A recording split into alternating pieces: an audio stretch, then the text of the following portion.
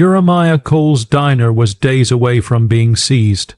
Bills piled high, neighbors mocked him, and still he kept feeding strangers who walked through his door. One night he gave his very last plate of food to a trembling homeless man, ignoring whispers that kindness was the reason he was broke.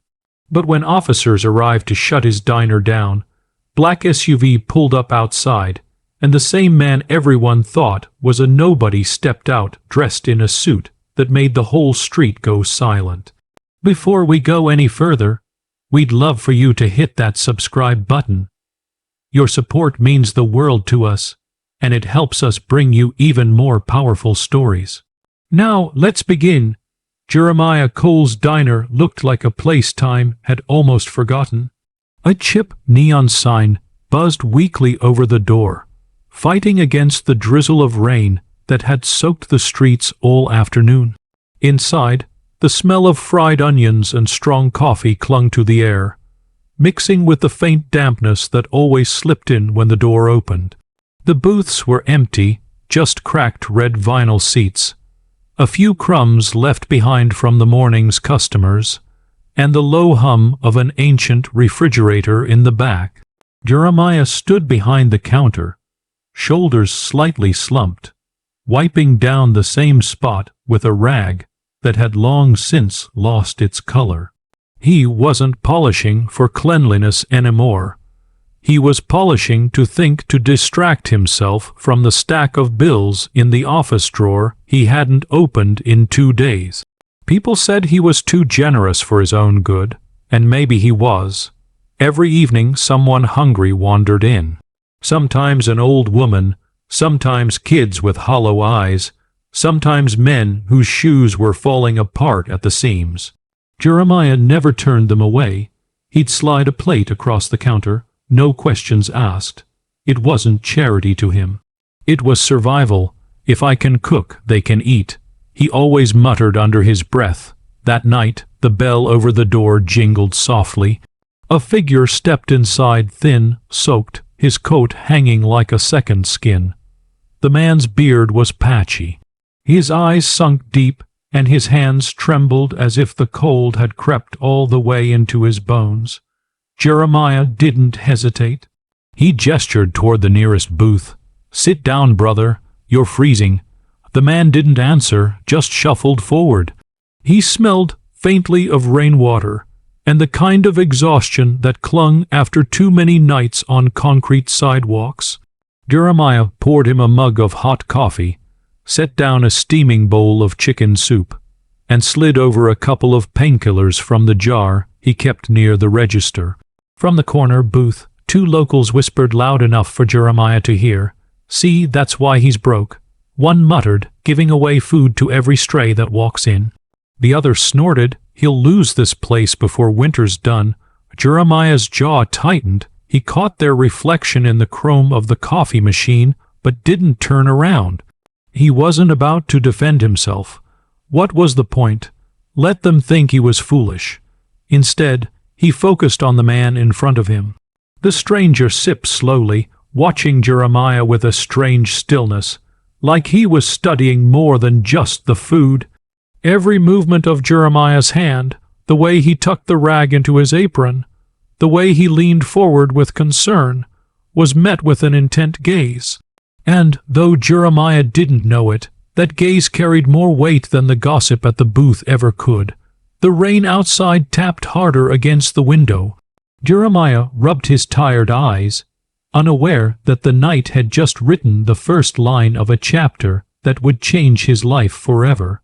Morning light spilled through the diner's fog windows, streaked with dust where Jeremiah hadn't found time to wipe. The table sat mostly empty, just a couple of regulars sipping coffee, their voices carrying louder than they probably realized. "Poor man's too soft," one said, stirring sugar into his cup. "Soft," the other scoffed. "It's stupidity. You don't give away food when you can't even pay rent." Both of them chuckled, shaking their heads as if Jeremiah were nothing more than a cautionary tale playing out in real time. Jeremiah pretended not to hear. He moved behind the counter with deliberate calm, refilling the salt shakers, adjusting napkin holders, anything to keep his hands busy. His apron was frayed at the edges, and a thin crease of sweat sat on his brow despite the chill of the morning. But he felt their words. They weigh heavier than the stack of overdue invoices sitting in his office drawer. By mid-afternoon, the stranger returned. Same ragged coat, same quiet steps. Jeremiah looked up from the grill and nodded toward a booth without hesitation. The man lowered himself onto the seat, his movement slow, like his body resisted every bend. "You again," Jeremiah said softly, setting a plate of eggs and toast in front of him. "Eat." No arguments. The man's hand shook slightly as he picked up the fork. He didn't speak, not much anyway, but his eyes never left Jeremiah. They followed him as he wiped down counters, greeted the rare customer, and checked the old clock above the door, as if time itself were moving too fast for him to catch up. Word around the neighborhood spread quickly. Jeremiah's generosity wasn't seen as noble anymore, it was seen as weakness. Suppliers started to cut him off. One delivery truck never showed, and when he called, the answer was curt. "Pay what you owe first." That evening, when Jeremiah stepped outside to toss the trash, two neighbors leaned against the lamppost. "Man's drowning himself," one muttered. "Don't feel sorry for him." The other replied, "He chose this life." "You can't feed everyone." Jeremiah paused, trash bag in hand, their words echoing in his head. For flicker of a moment he wondered if they were right. But then he pictured the faces of the people he'd served, the tired mothers, the hungry children, the silent man inside eating as though it was the first real meal in days, and the doubt passed like a shadow. Inside, the diner lights buzzed.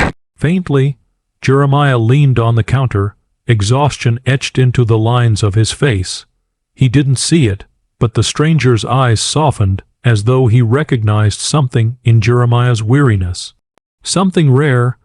The whispers kept growing outside, but Jeremiah kept showing up each day, and the man kept coming back, always silent, always watching. The week stretched on like a rope about to snap. By Tuesday, Jeremiah was serving meals out of ingredients he scraped together from whatever was left in his pantry. A half bag of rice, a few onions, a crate of bruised tomatoes he bought cheap from a vendor who felt sorry for him. He stirred pots with a heavy hand, hiding the tightness in his chest every time he thought about the ledger in his drawer. On Thursday morning, the mail arrived, a thick envelope stamped in bold red letters.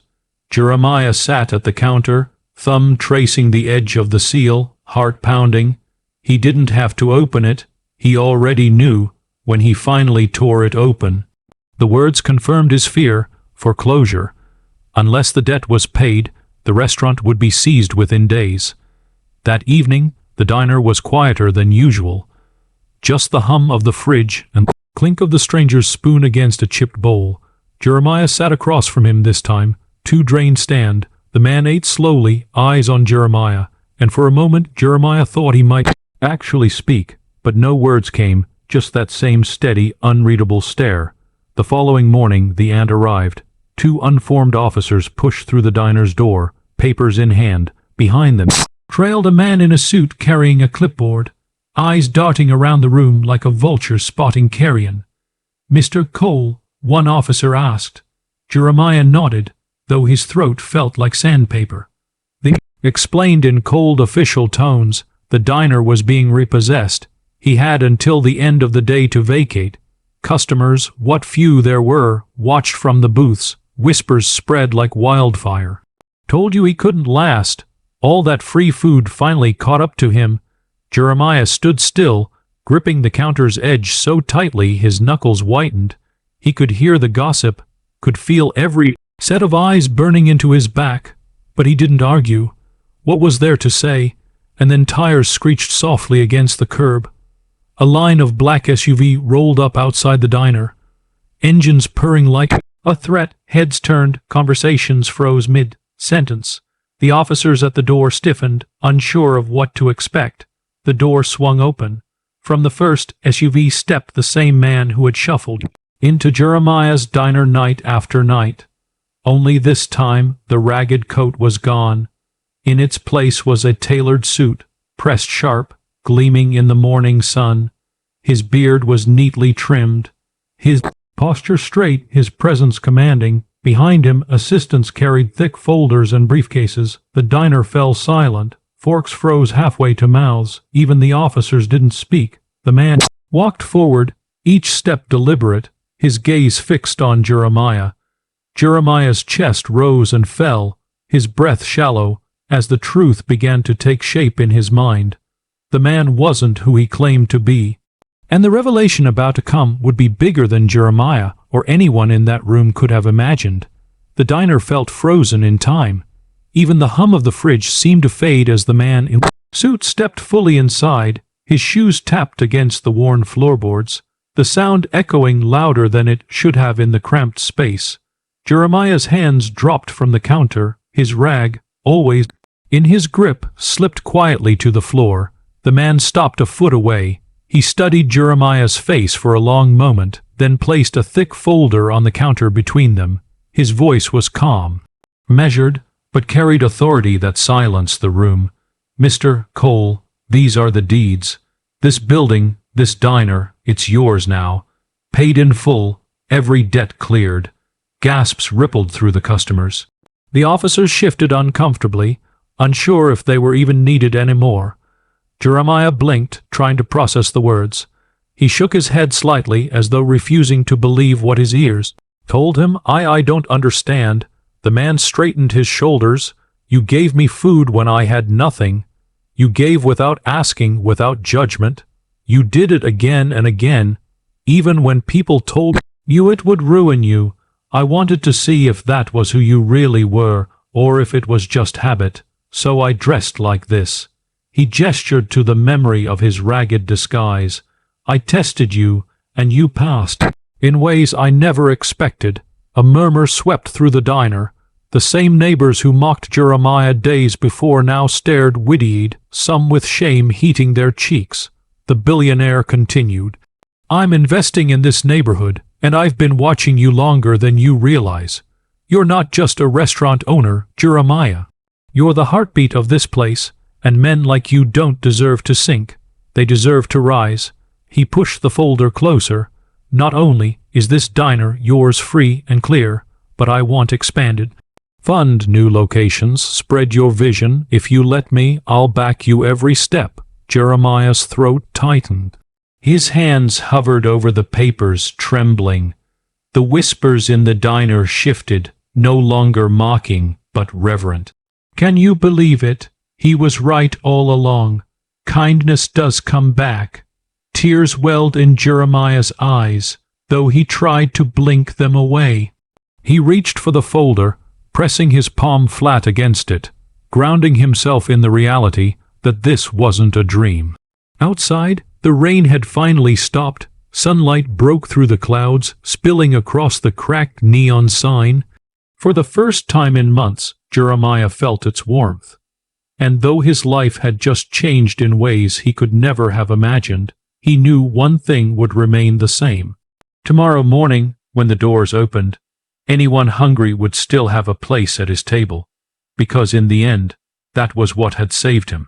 Jeremiah's kindness nearly cost him everything, but in the end, it became the very reason he was saved.